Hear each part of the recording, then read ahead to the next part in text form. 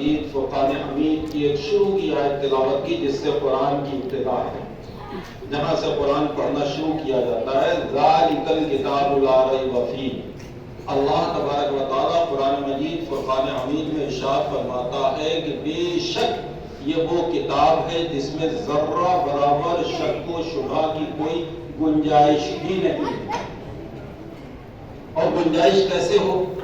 اس لیے کہ کوئی عام کتاب نہیں، کسی رائٹر کا لکھا ہوا کوئی کلام نہیں ہے، بلکہ اللہ تبارک و تعالیٰ کی طرف سے بھیجا ہوا قرآن مجید ہے، جس کے بارے میں اللہ تبارک و تعالیٰ ارشاد فرماتا ہے قد جاءکم من اللہ نور و کتاب مبین، بے شک تحقیق کہ تمہارے پاس اللہ کی طرف سے ایک نور آیا اور روشن کتاب۔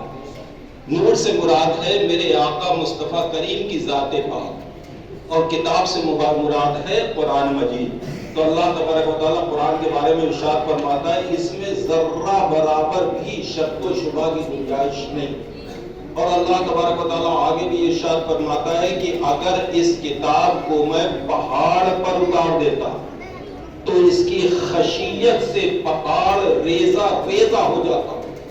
غور کریے، قرآن کا جلال دیکھیے، قرآن کی طاقت، قرآن کا پاور دیکھیے کہ اللہ تبارک و تعالیٰ ارشاد فرماتا ہے اگر میں اس قرآن کو کسی پہاڑ پہ اتار دیتا تو اس کی خشیت سے وہ پہاڑ ریزہ ریزہ ہو جاتا۔ میں نے عرض کی عالم تصور میں پروردگارا یہ پہاڑ پر اگر اتار دیتا تو پہاڑ ریزہ ریزہ ہو جاتا، اور یہ چھوٹے چھوٹے حافظوں کے سینے میں کیسے قرآن آ گیا؟ حافظ فخر عالم کے سینے میں قرآن، اور اگر پہاڑ پہ اتار دیتا تو قرآن کے اترنے سے، نازل ہونے سے پہاڑ ریزہ ریزہ ہو جاتا۔ تو خشیت الہی نے عالم تصور میں مجھے یہ جواب دیا کہ اے نادان، تو کون سے دور میں جی رہا ہے، تو کون سی صدی میں جی رہا ہے؟ تو ایسی صدی میں جی رہا ہے جس صدی میں لوگوں نے لائٹ کا آوشکار کیا، بجلی کا آوشکار کیا۔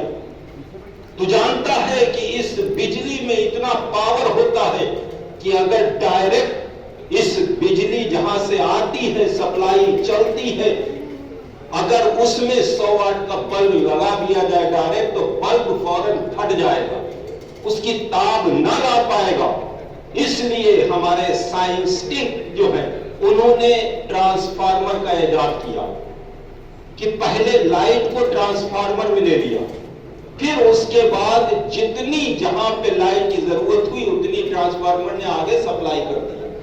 یہی مثال ہے قرآن کریم کی کہ اللہ تبارک و تعالیٰ نے قرآن کو اپنے محبوب کے سینے پہ اتارا، اپنے محبوب کے سینے پہ اتارا۔ ہماری امی عائشہ ارشاد فرماتی ہیں جب میرے آقا مصطفیٰ کریم پر وحی کا نزول ہوتا تو آقا کا بدن کانپتا، اور ارشاد فرماتے ہیں زملونی زملونی، کمبل اڑاؤ کمبل اڑاؤ، اتنی ٹھنڈ لگتی کہ آپ کا بدن تھر تھراتا۔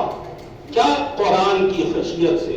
قرآن جب میرے آقا پر نازل کیا جاتا تو پورا قرآن اللہ تبارک و تعالیٰ نے اپنے محبوب کے سینے پر اتار دیا، پھر اس کے بعد وہاں سے جتنا جسے ضرورت ہوا میرے آقا نے اسے تقسیم فرما دی۔ پہلے خلفائے راشدین کے سینوں میں اتارا، پھر اس کے بعد تابعین کے سینوں میں اتارا، پھر اس کے بعد تبع تابعین کے سینوں سے چلتا چلتا چلتا چلتا آج قرآن حافظ فخر عالم کے سینے میں پہنچ چکا۔